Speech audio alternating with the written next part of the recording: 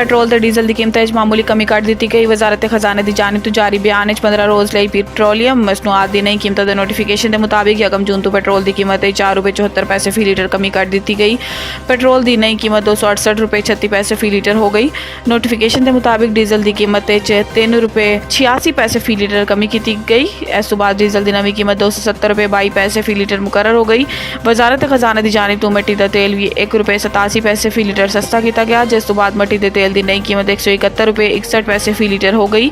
कीमतें कमी के बावजूद पेट्रोल ते डीजल ते ली भी ₹60 फी लीटर तक बरकरार रहेगी।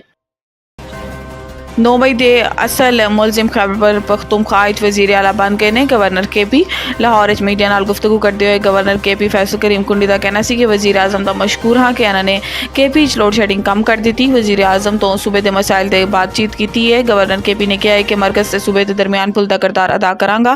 उम्मीद है कि मुस्तकबिल ऐसा ही रवैया रहा तो विफाक की जानिब तो मसला हल हो जाएगा। फैसल करीम कुंडी ने कहा कि वज़ीर आला KP नूं दावत देना हाँ कि गवर्नर हाउस आओ, सूबे के अमनो अमान ते तरक्की लई मिल के गल करो। वज़ीर आला KP ने कहा सी कि दलाइल दे नाल विफाक तो गल करेंगे, अपने मसाइल दसे, मगर वो ऐसी जबान इस्तेमाल करते सी जिदे नाल मसला हल नहीं निकलता सी। फैसल करीम कुंडी ने कहा कि PTI माजी दी गलतियां तो मुआफ़ी मांगे तो असी गलबात करन नूं तैयार हाँ, लेकिन अगर इस्टैबलिशमेंट के कंधा के जरिए आना चाहती है तो असी कुछ नहीं कह सकते। पुलिस कुर्बानी दे रही है मगर कालियां भेड़ा भी मौजूद ने। वज़ीर आला पंजाब मरियम नवाज शरीफ की ज़ेरे सदारत खसूसी इजलास होया, जिदे सूबे भरे च अमनो अमान की सूरत हाल का जायजा लिता गया।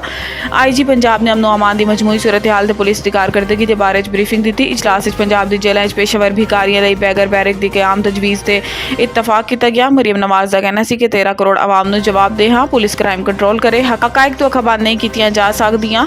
पंजाब विच किसी जगह ते भी नो-गो एरिया बर्दाश्त नहीं। इन्होंने जोर दिता कि सूबे भरे च क्राइम रेट नूं हर सूरत नहीं चलाना होएगा। जुराइम ज़्यादा होए तो आवाम हुकूमत के रिफॉर्म से डिवेलपमेंट भूल जाती है।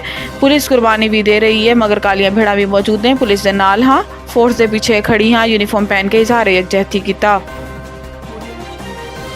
KP हुकूमत का मखसूस नशिस्तां के मुतालिक बेंच चीफ जस्टिस की शमूलियत ते एतराज़।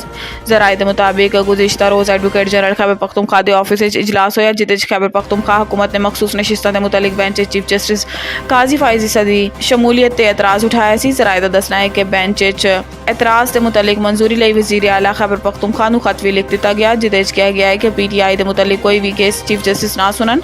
वज़ीर आला KP नूं लिखे गए खत कहा गया है कि मुद्दत मुलाजमत तो मुतालिक किसी भी आईनी तरमीम का फायदा चीफ जस्टिस काजी फाइज ईसा नूं होएगा।